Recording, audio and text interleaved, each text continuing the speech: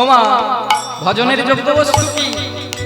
দেহটা নয়ন দিল কৃষ্ণ বদন দেখিব বলে, দেখিব বলে, কিন্তু যখন বার্ধক্য এসেছে নয়নে ভালো দেখি না, দু চোখ দিয়ে হয়েছে চার চোখ, কারো দু চোখে পড়েছে ছাল। কর্ণ দিল কৃষ্ণ নাম শোনার জন্য, নাম শুনবার জন্য, কিন্তু যখন বার্ধক্য এসেছে কানে ভালো শুনি না। বদন দিয়েছে কৃষ্ণ নাম করার জন্যে, কিন্তু দন্ত নড়েছে, দাঁত পড়ে গেছে, হরে কৃষ্ণ আর বেরোয় না, বেরোয় হলে কৃষ্ণ।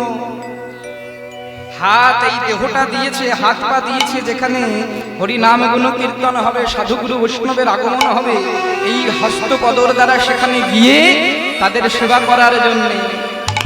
কিন্তু উঠতে গেলে মারে, বসতে গেলে বাবারে, বাত ব্যাধি ব্যথা বিষ এসে শরীরকে আঁকড়ে ধরেছে। বসে যে ঠাকুরের সেবা করব, দাঁড়িয়ে যে ঠাকুরের আরতি করব, তার ক্ষমতা না। ভজনের যোগ্য দেহটা তখন শেষ হয়ে গেছে, তাহলে আমি কি দিয়ে কৃষ্ণ সেবা করব?